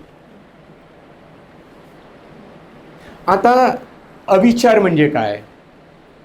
तर अविचार म्हणजे मी तुम्हाला म्हटलं की हा जो इमोशनल ब्रेन आहे, त्या इमोशनल ब्रेनचा एक छोटासा भाग आहे ज्याला ॲमिगडॅला असं म्हणतात. लक्षात ठेवा, ॲमिगडॅला. ॲमिगडॅलाचं नाव का मी घेतो? कारण तो एवढासा असतो, बदामाच्या आकाराचा एवढासा पार्ट असतो मेंदूचा, छोटासा. तो काय करतो? ते हब सेंटर आहे. सगळ्या प्रकारच्या संवेदना तिकडे येतात. शारीरिक, त्याच्याजवळच आणखी एक हिपोकॅम्पस नावाचा भाग असतो, तो जुन्या आठवणी सांगतो. अरे त्या दिवशी असं झालं होतं, आठवत नाही का तुला? मग असं झालं, ते नाही का आठवत तुला? हो झालं होतं खरं. अरे बापरे, आता काय करायचं? अशा सगळ्या संवेदना त्या ॲमिगडॅलावर येत असतात आणि येऊन आदळत असतात. आणि ॲमिगडॅला काय करतो? मला नाही काही कळत. कारण आता काय करायचं हे मी साहेबांना विचारतो, प्रीफ्रंटल कॉर्टेक्सला विचारतो, तिकडे सगळं पाठवून देतो. मी मला काही कळत नाही, इतक्या संवेदना येत आहेत, इतकी प्रकारची भीती माझ्या मनात दाटलेली आहे, इतक्या गोष्टी येत आहेत, हे सगळं मी सांगतो साहेबांना. साहेब काय करायचं ते ठरवतील. साहेब गोंधळलेत. तुम्ही कल्पना करा, तुमच्याकडे 8-10 फोन आहेत, मोबाईल असतील किंवा लँडलाईन असतील, सगळ्या एकदम वाजायला लागलं तर आपण काय करतो? आईला कोणती उचलीच कळत नाही. कोणाचं आहे ना, बरोबर आहे की नाही? आधी कोणता सुरू झालं लक्षात नाही. हा सुरू झाला, लगेच हा झाला, लगेच तो झाला, लगेच तो झाला, लगेच तो झाला, काही कळतच नाही मला. आपण काय करू? सगळे फोन फेकून देऊ म्हणजे विचार करू. म्हणजे जेवढ्या इतक्या मोठ्या प्रमाणात संवेदना मेंदूपर्यंत येत असतात, आपल्या प्रीफ्रंटल कॉर्टेक्सकडून विचार करणाऱ्या मेंदूवरती इतकी आक्रमणं होत असतात की तो फ्रीज होतो. That is freeze. कारण काय करावं हे मुझं कळेना. That is freeze. हा जो पार्ट आहे मेंदूचा, त्याला आपण ट्रेन करत असतो. तो आपल्याला शांत ठेवू शकतो, त्याला आपण शांत करू शकतो आणि त्याच्याकरता ध्यानधारणा असते. आपण विचार करण्याकरता ध्यानधारणेचा उपयोग आपण खूपदा ऐकतो. आम्ही मेडिटेशन केल्यानंतर एकदम क्लिअर वाटतं. का क्लिअर वाटतं? कारण हा अमिगडाला असतो ना, तो चूप राहतो, स्थिर राहतो. आणि आपल्या प्रीफ्रंटल कॉर्टेक्स म्हणतो की हां आत्ता लक्षात आलं माझ्या, लगेच आपण ठरवून टाकलं. का भंडावायला तो नाही आहे ना अमिगडाला, त्याला शांत केलं मी. कसं शांत केलं? ध्यानधारणा. ध्यानधारणा म्हणजे तरी काय? म्हणजे एकाच गोष्टीवर चित्त एकाग्र करणे. ध्यानधारणा याचा धर्माशी काही संबंध नाही, ध्यानधारणाचा देवाशी काही संबंध नाही, काहीही संबंध नाही, काही शून्य शून्य संबंध आहे. तो लावून दिला लोकांनी, सोडून द्या. पण ध्यानधारणा nothing to do with any religion, completely secular. मला सांगा, श्वास धार्मिक असतो का? माझा मुसलमान श्वास आहे इकडचा, इकडचा ख्रिश्चन, आता कुठून घेऊ कळत नाही मला. नाही होत आहे बाबा. श्वास ही प्रक्रिया आहे. आणि श्वास या गोष्टीला आपल्या विचारांच्या सायन्समध्ये इतकं महत्त्व का आहे, ही मोठा प्रश्न पडला होता. की विचार करणाऱ्या माणसांना त्रास होतो आणि ध्यानधारणा केल्यानंतर कमी होतं. कसं काय जमलं? पूर्णमानमध्ये आल्यानंतर कसं काय जमतं, असा प्रश्न पडला होता शास्त्रज्ञांना 40-50 वर्षापूर्वी. ते म्हणाले आपण प्रयत्न करून बघूया. आणि मग त्यांनी मेंदूचा अभ्यास करायला सुरुवात केली. आणि त्यातनं कळलं की हा अमिगडालाचा जो प्रकार आहे ना, लबाड, तो हे सगळी भानगडी करत असतो, त्याला शांत करायला शिकवलं. आणि तो शांत कसा होतो? तर संवेदना जेव्हा कमी कमी होत जातात तेव्हा तो आपोआप शांत होतो. प्रीफ्रॉन्टल कॉर्टेक्स, ह्युमन ब्रेन थोडा शांत होतो आणि त्याला क्लिअर दिसायला लागतं. पण जेव्हा हा अमिगडाला विचार खूप संदेश पाठवत असतो तेव्हा त्याला इमोशनल हायजॅक असं म्हणतात. अविचार म्हणजे इमोशनल हायजॅक. हायजॅक म्हणजे काय? तर विमानामध्ये चाचे जातात, बंदुका दाखवतात आणि सांगतात गप बसा, आम्ही तुम्हाला ठार करू, इकडनं तिकडे कंदारला घेऊन जा, गपचूप. जातो बाबा. आपला मेंदू, विचार करणारा मेंदू म्हणतो तुम्ही सांगाल तसं करतो, आम्हाला कळत नाही. That is called emotional hijack. That happens. दिवसातनं अनेकदा घडत असतं. आपण साधं उदाहरण देतो. रागाच्या भरात मी काय बोललो मला कळलं देखील नाही. रागाच्या भरात मी वाटेल ते बोललो, मनावर घेऊ नको. हा, अरे कसं नाही मनावर घेणार? तू वाटेल ते बोललास हे माझ्या लक्षात आहे. तू रागाच्या भरात बोलला होतास, पण मी शांत होतो. तू म्हणतो सॉरी, आणाने मी ऐकत तुझं. झालं सुरू? नाही, पण रागाच्या भरात बोललो ना, तू समजून घे ना. रागाच्या भरात कोण बोललो? तूच बोललास. का बोललास? Emotions are over riding. मग ब्लेम द राग. पण रागवू नको ना, शांत राहा ना, म्हणजे बोलणारच नाहीस. नाही, रागाच्या भरात मी खून केला. अरे क्या बात आहे. रागाच्या भरात मी मुलांना झोडपलं. रागाच्या भरात मी शिव्या दिल्या. रागाच्या भरात काय केलं माहिती नाही. रागाच्या भरात दारू प्यायली. रागाच्या भरात वाटेल ते केलं. त्या दुःख वेगाने मी वेडा पिसा झालो. अरे काय? That is emotional hijack.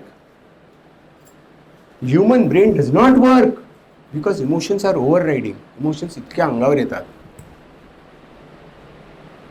That is emotion, that is अविचार. तिथे आपल्याला योग्य अयोग्य, चांगलं वाईट, आता काय करायला हवं, नंतर काय करायला, हे अजिबात कळत नाही. त्याला आपण अविचार म्हणतो.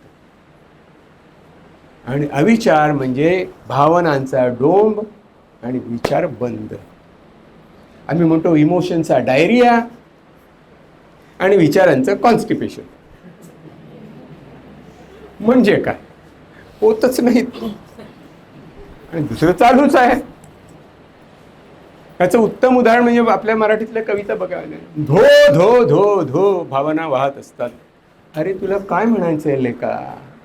नाही, ते मला भावना उचंबळून आल्या ना, त्या सगळ्या आल्या कवितेमध्ये. कळलं? तुझं तुझ्या प्रेयसीवरती प्रेम होतं, तिने तुला दगा दिला. पुढे काय? नाही, ते नाही मला माहिती. भावनाच्या भरात आपल्याला भावनांचं कौतुक करायची फार सवय झाली. कोणत्याही भावनेचा आपण मोठे देवारे बनवतो. त्याच्याऐवजी आपण विचार, तर्क या गोष्टी जागेवर ठेवल्या पाहिजेत. भावना महत्त्वाच्या असतात, प्रश्नच नाही. भावना ह्या एनर्जी असतात. पण एनर्जी आहे ना. इलेक्ट्रिसिटीमुळे माणसं मरतात शॉक लागून, आणि इलेक्ट्रिसिटीमुळे आपल्याला जेवण पण बनतं, दिवे लागतात, पंखे लागतात, AC लागतात. आपण म्हणतो वा इलेक्ट्रिसिटी आली, एनर्जी आहे. अरे एनर्जी, भावना एनर्जी आहे ना. तिचा उपयोग कसा करायचा हे आपल्याला ठरवायचं असतं आणि ते विचार सांगत असतात. म्हणजे आपल्याला भावना आणि विचार यांचा समतोल राखणं खूप महत्त्वाचं असतं आणि त्याच्याकरता पूर्ण भान महत्त्वाचं आहे. म्हणजे आपल्याला अविचार आपण करत नाही आणि अतिविचार पण करत नाही, आपण बरोबर विचार करतो. बरोबर म्हणजे कसा? प्रश्न सोडवण्याकरता पहिली डेफिनेशन काय? विचार म्हणजे काय? तर प्रश्न कसे सोडवायचे. मग प्रश्न सोडवण्याचे अनेक प्रकार असतील, वेगवेगळे मार्ग असतील, त्या प्रकारे मी वापर करतो आणि प्रश्न सोडवायला लागतो. पण त्याच्याकरता सगळ्यात महत्त्वाची गोष्ट म्हणजे मनाला शांत, स्थिरता. शांत म्हणजे स्थिरता. शांत म्हणजे बिंडोकपणा नाही, शांत म्हणजे गाढव नाही, शांत म्हणजे आपल्या कोणीतरी बसलं असं नाही, शांत म्हणजे पटकन स्विच ऑफ करता येणार. डेव्हिड ॲटनबरोच्या एका सिक्वेन्समध्ये एक खूप छान फिल्म आहे. त्याच्यामध्ये काय होतं बघा, असं मोठं स्टेज आहे, कल्पना करायची मोठं स्टेज आहे. तिकडे एक हरिण धावतोय आणि एक वाघ पाठलाग करतो आणि असं मोठं नाट्य घडतं. हरिण असं वेडवाकडे जातं, असं तसं तसं, वाघ तसा जातो, पाठलाग करतो. हे सगळं चालू असताना डेव्हिड एटनबरोने कॅमेरा कुठे ठेवला होता माहिती आहे? समोर मोठी हिरवळ होती, उंच गवत होतं आणि त्याच्या मागे कॅमेरा होता आणि त्यांनी कॅमेरा असा लावला होता की त्या गवतातनं काही प्राणी वरतीच बघत होते.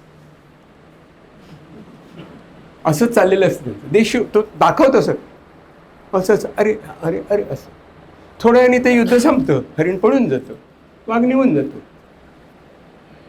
प्राणी काय करतात? काय नाही, खाली बसतात आणि खायला लागतात. त्यांना कळतं नाटक संपलं, आता घरी जायचं. आता काय करायचं? हिरवा चारा आहे ना, खा, पोट भरेपर्यंत खा. ते नाटक संपलं तिकडे. माणूस जर तिकडे बसलेला असेल ना, तू विचार कर, वाघाचं काय झालं, हरणाचं काय झालं, ते कुठे गेलं, वाघ कुठून आला होता, मग वाघ उपाशीच राहिला का, हरिण खाल्लं असतं तर बरं झालं असतं, अरे पण हरणाची पिल्लं घरी होती, मग वाघाची पण पिल्लं घरी होती, मग असं वाघाने करावंच का, हरिण तर किती गोंडस दिसतं, वाघ किती हिंस्र दिसतो, शेवटी तो वाघ काय. ते असे मान वरकून बघणाऱ्या प्राण्यांना नाही, ते म्हणत झालं का, संपलं, चला खायला लागा. कशाला? How to switch off. आपले अतिविचार चालू राहतात कारण आपण स्विच ऑफ करत नाही, रेग्युलेट करू शकत नाही. That is regulation. ही विद्या आपण जर शिकलो तर आपण विचारांना आपल्या ताब्यात ठेवतो. म्हणजे आपण म्हणतो आता विचार करायचा आहे, असं आहे, अमुक उत्तर शोधायला पाहिजे, हा मार्ग आहे, ओके, नसेल दुसरा मार्ग शोधू, तिसरा मार्ग शोधू, सारखे शोधत राहू. एडिसन म्हणाला ना की 1000 वेळा जेव्हा बल्ब लागला नाही, तो म्हणाला की अरे मला प्रश्नाचं उत्तर मिळालं. लोक म्हणाले का येडा आहे का तू? तो म्हणाला नाही, 1000 प्रकारे दिवा लागत नाही हे कळलं ना, इतक्या मार्गाने दिवा लागत नाही हे मला कळलं, आता आणखीन प्रयोग करतो म्हणजे कळेल. क्या बात आहे. एडिसनच्या जागी आपण असतो तर एवढे 1000 प्रयोग केलेच नसते. आपण म्हणलं असतं आपल्याला काय करायचं दिवा लावून, दिवा नसतं तर काय झालं असतं, आहे की मेणबत्ती.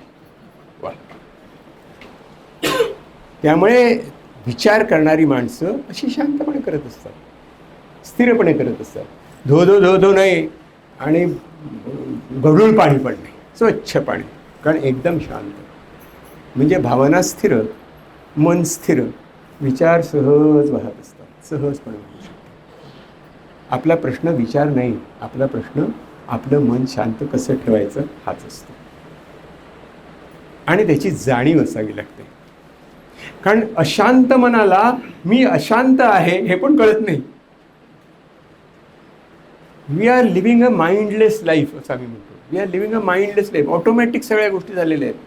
आपोआप असं झालं की ही रिॲक्शन, तसं झालं की ती रिॲक्शन. आपल्या टी व्हीवरती बघतात ना, मग तुमचं काय म्हणणं आहे, तुम्ही हा अपघात बघितल्यानंतर तुम्हाला काय, अरे काय वाटलं, वाईट वाटलं, काय विचारतो. पण तेच ऑटोमॅटिकली आपण सारखं करत राहतो आणि आपण ऑटोमॅटिक आहोत हे आपल्याला कळत नाही. रोबोला पहिला प्रॉब्लेम रोबोचा असतो की मी रोबो आहे माहीत नसतं.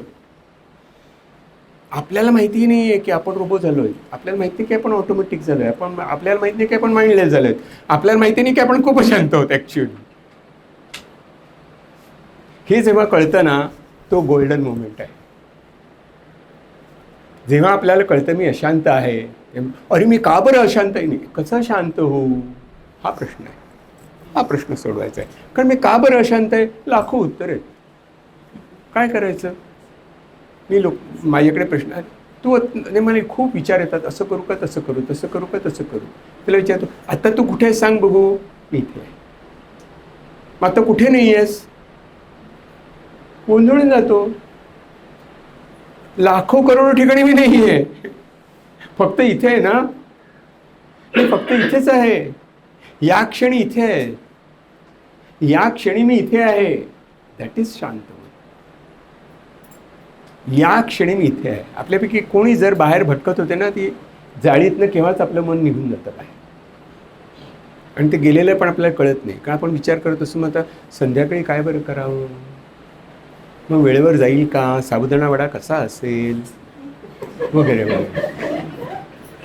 ज्यांना लागलं ना त्यांना बरोबर तोच विचार होता. तर असं भटकत असतं मन, आणि ते असा विचार करत असतं काहीतरी. त्याच्याऐवजी जेव्हा आपण शांत राहतो तर हे प्रश्न सुटतो. आणि शांत राहण्याकरता काय लागतं? 5 श्वास लागतात. 5 डीप ब्रेथ्स. 5 डीप ब्रेथ्स मनापासून घेतलेले. श्वास घेताना आणि सोडताना सोडण्याचा श्वास लांबवला की मन पटकन शांत होतं. शरीरातनं शिकवलेलं, शरीराने शिकवलं हे, मनाने नाही. कुठच्याही ग्रंथात लिहिलेलं नाही आहे, ते सायन्सने सांगितलं की शरीरामध्ये बॅलन्स करायला 2 सिस्टीम्स आहेत, एक सिम्पॅथेटिक, एक पॅरासिम्पॅथेटिक. एक श्वासाचा वेग वाढवते, एक श्वासाचा वेग कमी करते. कमी करणाऱ्या शक्तीला जास्त पॉवरफुल केलं की ती शांत करते. सिम्पल, काहीच कठीण नाही त्याच्यामध्ये. मग म्हणतात, सर श्वास बरोबर घेतला ना? म्हटलं अरे श्वास चुकीचा घेतच येत नाही. मग आम्हाला सांगितलं असा असा श्वास घ्या, तसा तसा श्वास घ्या, इतके सेकंद. मग तर राजा, लहान मुलांना श्वास घ्यायला कोणी शिकवत नाही. आपण जन्माला येतो तेव्हा आपल्याला एकच अक्कल असते, श्वास कसा घ्यायचा. पहिली गोष्ट आपण ते करतो, रडतो आणि श्वास घेतो. दुसरं काहीच नाही येत आपल्याला. ऑटोमॅटिकली न विचार करता केलेली गोष्ट म्हणजे श्वास. आपल्याला जर देवानी असं दिलं असतं विचार करून श्वास घ्यावा, तर आपण मेलो असतो. हे मानव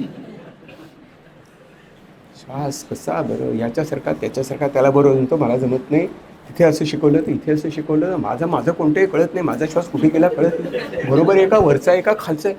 अरे यार क्या बात कर रहे, सोड ना. इतकी सिंपल गोष्ट. Breathe in and breathe out. Nothing can be simpler than. मन सगळीकडनं गोळा कर आणि एके जागी केंद्रित कर. आणि फक्त काय कर, स्पर्शान कृत्वा बहिर्बाह्यान चक्षुश्च अंतरे भ्रुवो प्राणापानौ समूह कृत्वा नासाभ्यंतर चारिणो. 2 लाईनीमध्ये श्रीकृष्णांनी अख्खी गीता सांगितली. सगळ्या गोष्टीला बाहेर सोडून ते काय बाहेरच आहेत ना. आत काय घ्यायचं ते बघायचं ना. चक्षुच्या अंतरे भ्रुवो म्हणजे प्रीफ्रंटल कॉर्टेक्स. लक्ष इकडे केंद्रित कर. प्राणापानव समूह कृत्वा, प्राण आणि अपान हे 2 आत येणारे बाहेर जाणारे वायू आहेत. नासाभ्यंतर चारिणो. गप्प बस, बडबडू नकोस. मला काय होतंय कळत नाही, मला काय होतंय कळत नाही, ह्याला विचारू का त्याला विचारू का, नको बोलूस. गप्प बस आणि श्वासाकडे लक्ष दे. खूप लोक येतात, आई वडील, या मुलाला कसं अगो पळत नाही, किती त्याला सांगितलं, किती सांगितलं तरी ते ऐकतच. अरे तो ऐकतच नसतं तुमचं, त्यांनी कान बंद केलेले असतात, तुम्ही इतकी बडबड करता. मग आम्ही काय करू, गप्प बसा. 2 शब्दात उत्तर. गप. कॅन यू कीप क्वाइट म्हणजे काय, बोलायचं नाही ना, शांत राहायचं, बाळाचा हात धरायचा, इनफ असतं. तेवढं त्याला पाहिजे असतं की I am there with you. तू काहीतरी चुकीचं वागतोयस, मग मी आई आहे तुझी, मी बाप आहे तुझा, आय होल्ड युअर हँड. म्हणजे तो फरक पडतो ना. तिथे आपण लेक्चर देत बसतो, शिक्षक 45 मिनिटं. मुलं म्हणतात, एकदा आईचं बोलणं सुरू झालं ना की 45 मिनिटाची टेप असते.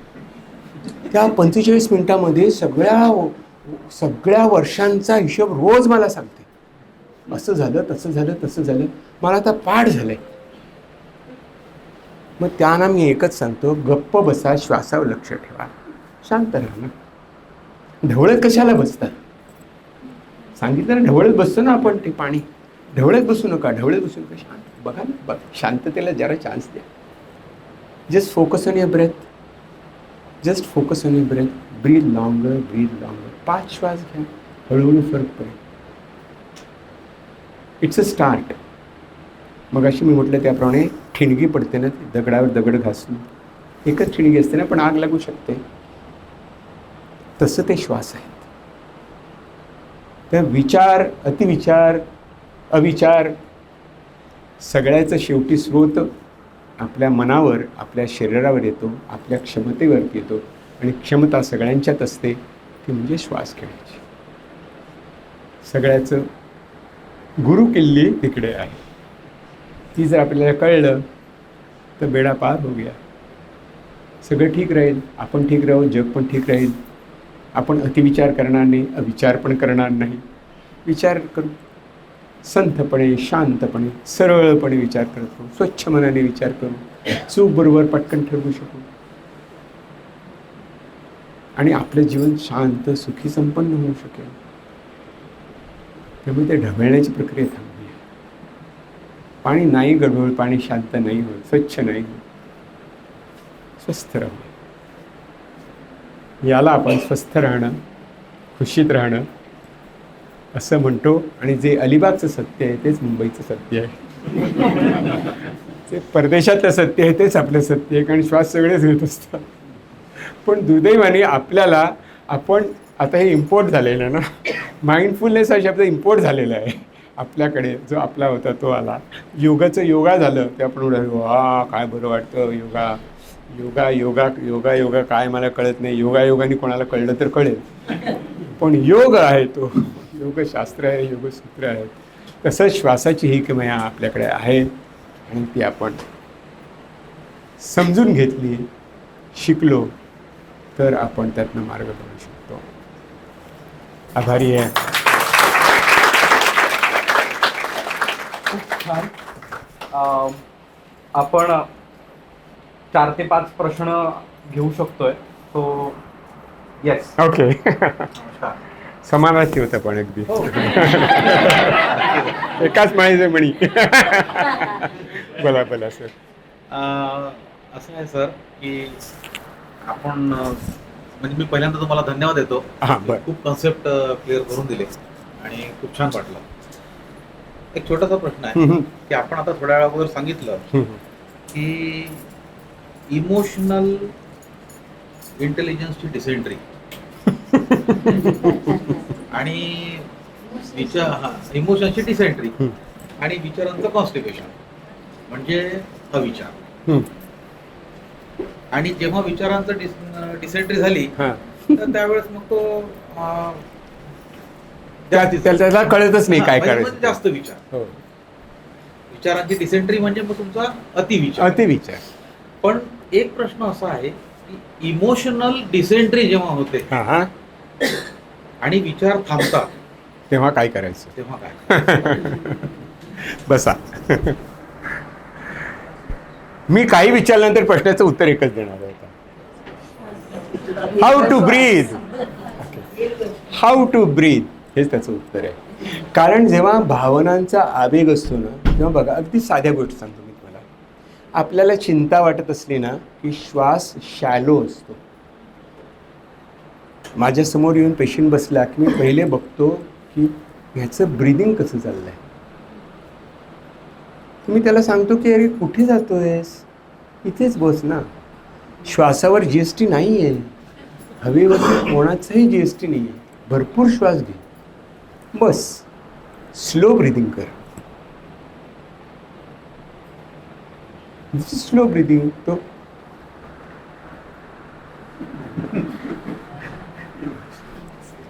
असं करत असतो आणि हे श्वास चालू, इकडे बडबड चालू तोंडाने. असं झालं, तसं झालं, मला फार वाईट वाटलं, दुःख झालं, राग आला, चालू चालू चालू.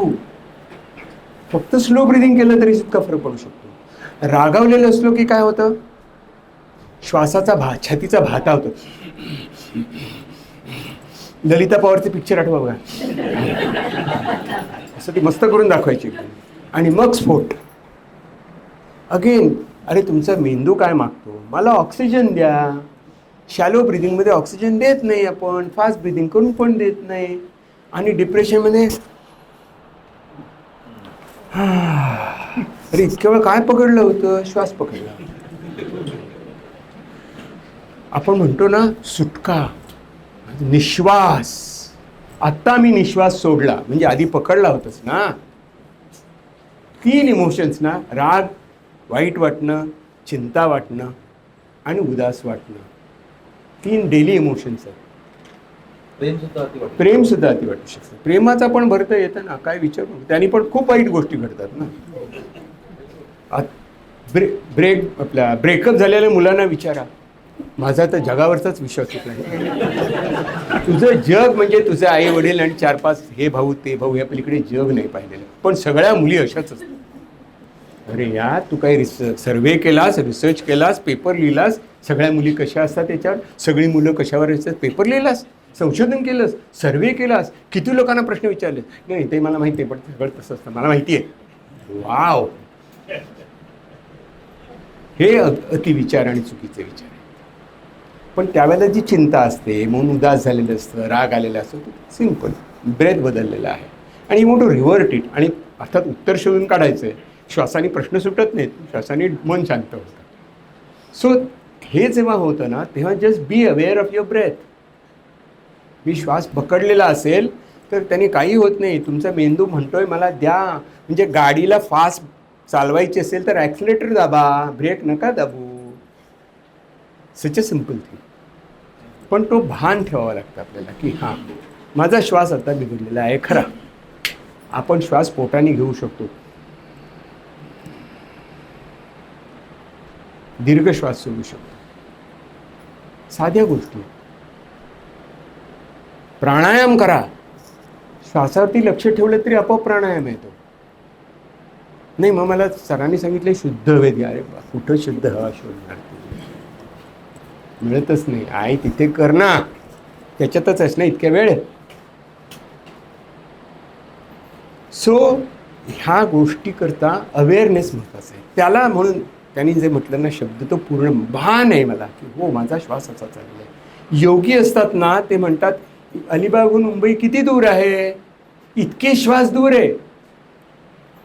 ते मिनटं नाही मोजत, ते किलोमीटर नाही मोजत, इतके श्वास दूर आहे. ब्युटी आहे ती. तो अवेअरनेस पाहिजे. आणि काही मोठी गोष्ट नाही होती. Becoming aware of your own breath. आपलाच श्वास यार, आपलंच नाक, आपलीच हवा, काय त्याच्यात. पण आपल्याला ना शिकवत नाही, सांगतच नाही. टीचरच असे असतात चिडलेले ना, तर काय करणार. छडी लगे छमछम. नाही येत विद्या घमघम. मला तर कधीच नाही आली, मला तर फक्त घाम फुटायचा. बरं, दुसरा प्रश्न. हां सर. सर मी डॉक्टर जयंत पवनारकर. हां नमस्कार. सर्वप्रथम समीरचं आणि अश्विनीचं आभार की त्यांनी हा प्लॅटफॉर्म उपलब्ध करून दिला. आपलेही आभार, कारण आपण हा एवढा क्लिष्ट विषय अतिशय सोप्या सरळ भाषेत मांडलेला आहे. पण तो सोपा नाही आहे. पण मांडलाच. माझा प्रश्न असा आहे, जर अतिविचार हा एक आपण प्रॉब्लेम समजला, माझा असा स्वतःचा विचार असा आहे की प्रत्येक प्रॉब्लेमला 3-4 तरी सोल्युशन्स असतात. आपण एक सोल्युशन सांगितलं की श्वासावर नियंत्रण किंवा रेग्युलेशन्स करणं विचारांना. अजून दुसरा कुठला मार्ग आहे? आता कसं आहे, विचार करणं म्हणजे काय हे पण आपण शिकू शकतो. लॉजिकल थिंकिंग म्हणजे काय हे आपण शिकू शकतो. तार्किक विचार म्हणजे काय ते आपण शिकू शकतो. म्हणजे पहिला विचार आणि दुसरा विचार यांच्यामध्ये कसं नातं आहे, एकातनं दुसरा विचार कसा पुढे जाऊ शकतो, त्यातनं तिसरा विचार कसा पुढे जाऊ शकतो, का आपल्या विचारामध्ये चमत्कारिकपणा आहे, चमत्कार आहे. म्हणजे उदाहरणार्थ बघा, आपल्याला माहिती आहे की एक नेहमी उदाहरण दिलं जातं की पावसाच्या आगमनाच्या आधी पाऊस पडावा म्हणून खूप नगारे वाजवले जातात. आता हा प्रायमरी प्रोसेस थिंकिंग आहे. प्रायमरी म्हणजे अगदी आधी मानवाचं आहे ते. कारण ढगांचा गडगडाट आणि मग पाऊस. मग त्यांना वाटायचं आपण जोरात जोरात नगारे वाजवले तर पाऊस पडेल. मॅजिकल आहे यार, असं नाही होत आहे. ढगांचा गडगडाट होतो कारण ढग जमा झालेले असतात. मी नगारे वाजवून पाऊस नाही पडत, पण त्यांना वाटतं की नगारे वाजवले की पाऊस पडतो. त्यामुळे असं हे मॅजिकल थिंकिंग आहे. याला आम्ही प्रायमरी प्रोसेस थिंकिंग म्हणतो. किंवा आपण प्रश्न सोडवत असताना क्लॅरिटी पाहिजे. म्हणजे आपण कधी कधी हे कोणी केलं हे जास्त महत्त्वाचं असतं, काय झालं याच्यापेक्षा. आणि मग आपण दुसऱ्यावरती ब्लेम करतो की आपण त्याचं ॲनालिसिस न करे याच्यामुळेच झालेलं असणार. जसं माझ्याकडे छोटी छोटी मुलं येतात, त्यामुळे विचारतात की घरात एखादी वस्तू पडली, आवाज झाला की काय होतं, तर ते मूल सांगतं मी नाही पाडली, असं मी जरा ओरडतो. कारण आई काय रे काय करतोस, लक्ष नाही तुझं. अगं आई मी नाही पाडलं, पहिले मला ओरडून सांगावं लागतं मी नाही पाडलं, मैंने नाही किया आहे. का? कारण आई पटकन, आई म्हणजे एक साधारण उदाहरण म्हणून सांगतो, ब्लेम करते. किंवा आपल्याला अशी पण विचारांची सवय असते की सगळं माझ्याच बळकट, माझं नशीबच असं आहे. मुलाला कमी मार्क मिळाले, अरे गणितात, अरे मला सुद्धा गणित यायचं नाही, तुला तर कसं येईल. क्या बात आहे यार, खाण तशी माती. हां, मला येत नाही ती अर्थ तुला येणार नाही. किंवा आपण कोणाला अगदी साधी गोष्ट, तू फार चांगलं काम केलं असं, आपण काय विचार कर, असं काय नाही आपलं काहीतरी, अरे काय चांगलं काम केलंस ना, म्हण ना, हो मला काम करायचा आनंद आला, संपलं. सत्कार करण्याला अनेक ठिकाणी जातं म्हणतो की तुमचा आम्ही हा सत्कार, मी खरं म्हणजे या सत्काराच्या लायकी नाही, उतर खाली. अरे तो मूर्ख आहेत का तुझं सत्कार करणारे लोक. थोडं ग्रेसफुल पाहिजे, पण विचारामध्ये नाही. असं कसं विनय पाहिजे आपला, हो विनय पाहिजे, म्हणजे रिॲलिटीची जाणीव नको असं थोडीच आहे. आपण गर्वानी फुलून नाही जायचं, पण म्हणायचं की हो मी जे काम केलं त्याचा लोकांनी दखल घेतली याचा मला आनंद होतोय, हा विचार आहे. अशा प्रकारे आपण विचार वेगळ्या वेगळ्या प्रकारे करू शकतो. दोष न देता, स्वतःकडे दोष न घेता, ॲनालिसिस न करता आपण काहीतरी विचार करतो आणि मग ते आपल्याला खरे वाटतात. त्यांनीच केलं, हो त्यांनीच केलं, कशावरून माहीत नाही, पण केलं, त्याची सवय, तो तसाच आहे पहिल्यापासूनच. कोणी सांगितलं तुम्हाला? नाही, मला वाटलं. सो हे विचाराच्या चुकीच्या पद्धती खूप आहेत. तो तर्काने विचार करायला सुरुवात केली की आपल्याला आपोआप पहिला विचार आणि दुसऱ्या विचाराचं आपल्याला नातं लागतं. आणि कसं माहिती, एका झाडाला फांद्या फुटतात ना, तसे एक विचार असतो, त्याला वेगवेगळे फाटे फुटत जातात. आपण बघायचं कुठे जातं येते. आणि झाडाकडनं निसर्गाकडे पण शिकत असतो की या दिशेकडे प्रकाश येणं, झाड तिकडेच वळतं, ते अंधाराकडे जातच नाही. आपल्याला बरोबर कळतं की या इकडनं आपल्याला मिळू शकेल. अजून एखादा प्रश्न? हा हा हा येतो की बाळ जेव्हा जन्माला येतं त्यावेळेला त्याच्या मनावरती फक्त श्वास चालू असतो आणि विचार असतो. ज्यावेळेला अभिमन्यू जन्माला आला त्यावेळेला खरंच असे विचार प्रीलोडेड बिंदूवर बाळाचे असतात. ओके, ठीक. प्रश्न चांगला आहे आणि खूप अकॅडमिक पण आहे. अशा अर्थाने की म्हणजे असं आहे की आपण बघा, कॉम्प्युटरचं उदाहरण देऊन सांगतो. कॉम्प्युटर आपण विकत घ्यायचो, लॅपटॉप, तेव्हा तो काय सांगतो, आम्ही मायक्रोसॉफ्ट वर्ड लोड करून दिलं आहे आणि अमुक काही गोष्टी लोड करून दिलेल्या आहेत. आता तुम्ही फक्त वापरायला सुरुवात केली की ते वर्ड एक्सेल येईल, वर्ड डॉक्युमेंट येईल, फाईल, फोल्डर सगळं तयार होईल. म्हणजे काय, तर प्री लोडेड आहे, बरोबर आहे. पण हे मला नवीन पाहिजे आणि नाही, तर मला डाउनलोड करावं लागेल. जा तिकडे आणि डाउनलोड करा, पैसे टाका, मग विकत घ्या आणि मग तुम्हाला मिळेल. म्हणजे काय, तर every brain is born with certain preloaded software. From where does it come? It comes from your parents. ते तुमचं जेनेटिक असतं, तुमचं पिढ्यानपिढ्या आलेलं असतं, तुमचा हुशारी असते, तुमची बुद्धी असू शकते, काही असू शकतं.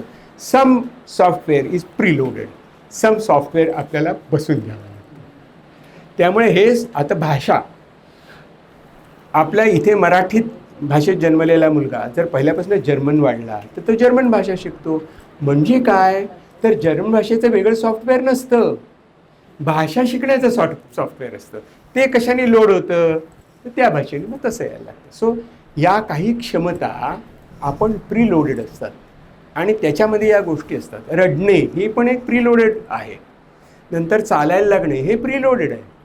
मुलांना चालायला शिकवावं लागत नाही, धावायला शिकवावं लागत नाही, आपण थांबवत असतो, अरे पडशील म्हणून. मुलं खाली पडली की न रडता उभी राहतात, किंवा दुखलं तर परत उभी राहतात आणि चालायला लागतात. उद्या वॉकिंगचे क्लासेस सुरू होतील अशी मला भीती वाटते. आमच्या मुलाला चालायला शिकवा. सांगता येत नाही आहे. कोचिंग कशाचंही असू शकतं. असो, तर प्री लोडेड जे असतं ना दॅट वर्क्स. ह्याच्यावरती नॅओम चॉम्स्की नावाचे गृहस्थ आहेत, त्यांनी प्रचंड काम केलेलं आहे. चॉम्स्की म्हणजे डोकेफोड आहे वाचायला. मी अगदी थोडक्यात सांगितलं. हे खूप आहे. How child learns to think cognitively. याचं पियाजे नावाचं स्विस सायकोलॉजिस्ट आहे, त्यांनी खूप चांगले विचार मांडलेले. सो विचार कसा करतात, कसा करावा विचार कसा होतो. आधी मुलाला एखादी गोष्ट दिसत नाही म्हणजे ती नाहीशी झाली असं वाटतं. ते आपण की खूप खेळतो ना, आपण लपून ठेवतो एखादी वस्तू आणि मग आठ दिसेल ते चाइल्ड इज सरप्राईज, अरे इतकं वेळ नव्हती, ती आली कशी. So this is learning, this is cognitive. हे पण विचार शिकणं आहे. सो जितकं आपण शिकवू ना, जितकं आपण लोड करू ना, तितकी ते चांगलं चालतं. पण त्याची काहीतरी ओरिजिनल मेमरी पण लोड करावी लागते. ओके, मागे कोणीतरी हात वर केला होता. हां, ओके, मी वाटच पाहत होतो. ॲक्च्युअली मी तुम्हाला सांगू, positive negative are the labels. हा पॉझिटिव्ह आहे, निगेटिव्ह आहे. आता बघा, मी तुम्हाला साधं उदाहरण देतो. इन्शुरन्स बिझनेस हा सगळ्या निगेटिव्ह थिंकिंगवरती आधारलेला आहे. सिम्पल.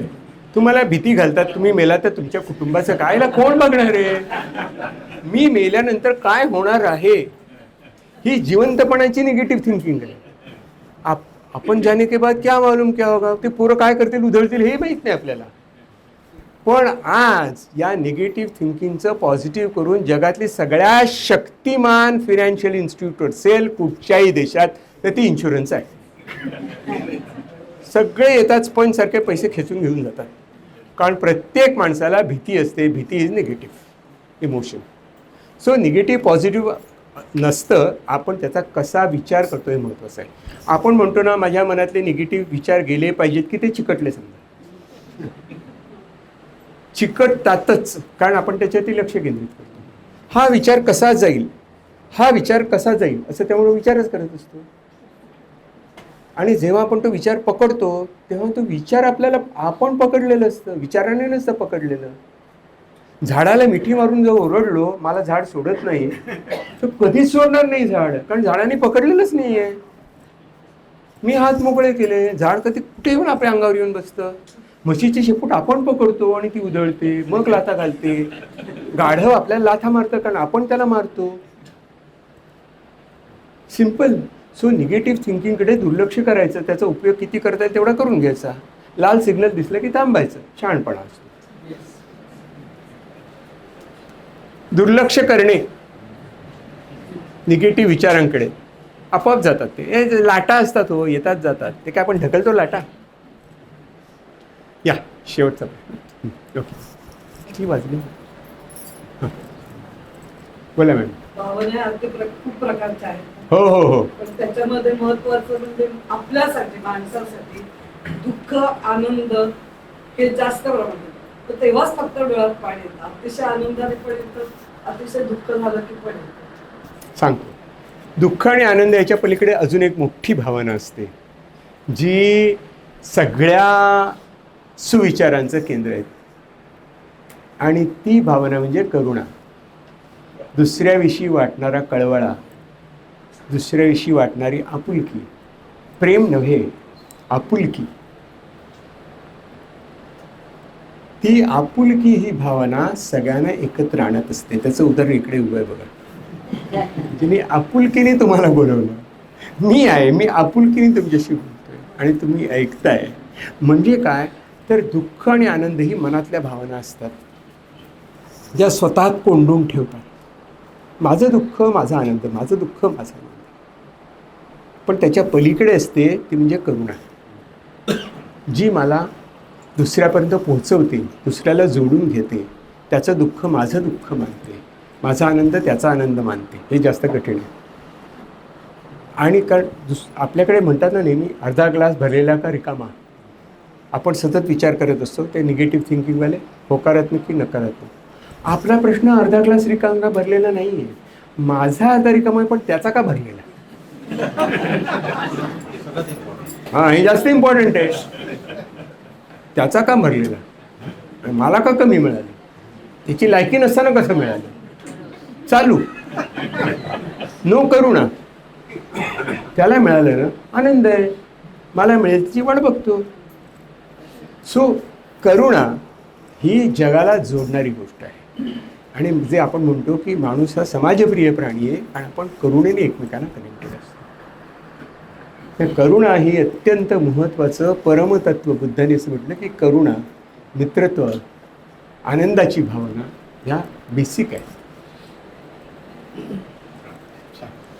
ओके, ही लास्ट ओके. वयामानानुसार असं म्हणजे समजलं जातं किंवा मानलं जातं की भीती ही वाढत जाते. नाही, भीती वाढत जाते असं नाही, भीती रेग्युलेट करता येत नाही.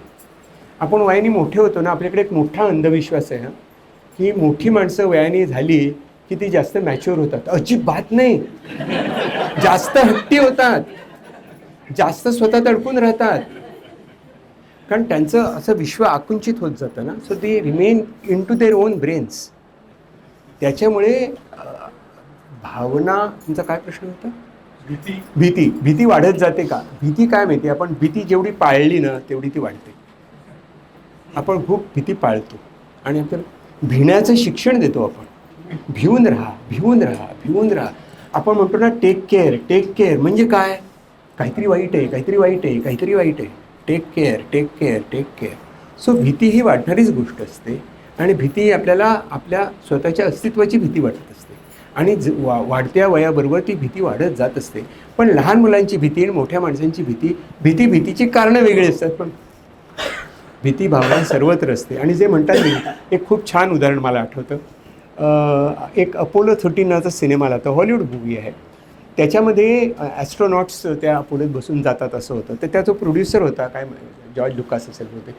त्यांनी त्यांचे जे नट होते काम करणारे, त्यांना सांगितलं की तुम्ही ॲस्ट्रॉनॉट्सना जाऊन भेटा की जे ॲक्च्युली स्पेसशिपमध्ये बसतात. आणि ते नट गेले, खूप विचार, त्यांना तर काहीच भीती वाटत नसेल, हो काय शूर आहेत ते, केवढं. त्याला विचारलं की तुम्हाला वाटते का भीती? ते म्हणाले पक्की भीती वाटते, खूप भीती वाटते, असं तिकडनं पळून जाऊ. पण आम्हाला प्रशिक्षण देतात ही भीती हँडल कशी करायची. त्यामुळे आम्ही ज्या सीटमध्ये बसतो तेव्हा थरकाप होतो, पण तो थरकाप म्हणजे काय, तर निर्णय नाही बदलायचा, निर्णयाला धरून ठेवायचं. भीती वाटते ती हळूहळू निवळत जाते, याचं प्रशिक्षण दिलं जातं. त्यामुळे भीती वाटत नाही असं नसतं. आपण भीती दाबून ठेवतो, बाजूला करतो, दाखवत नाही, दुसऱ्याला दाखवतो. त्यामुळे भीती हे मोठं म्हणजे सगळी ती हॉरर सिनेमा चालतात ना भरपूर, स्त्री 1, 2, 3, 4 चालू आहे. सरांनी खूप छान मार्गदर्शन केलेले आपल्याला. आपल्या अलिबागमधले डॉक्टर जयंत पवनारकर सर उपस्थित आहेत, तसंच पुष्पलता शिंदे मॅडम देखील उपस्थित आहेत. मी दोघांना विनंती करतो की 2 डॉक्टरांच्या वतीने जर सर आलेत अलिबागमध्ये तर सरांचा सत्कार झाला तर इससे और अच्छा क्या हो सकता है. सो प्लीज दोघं पुढे या.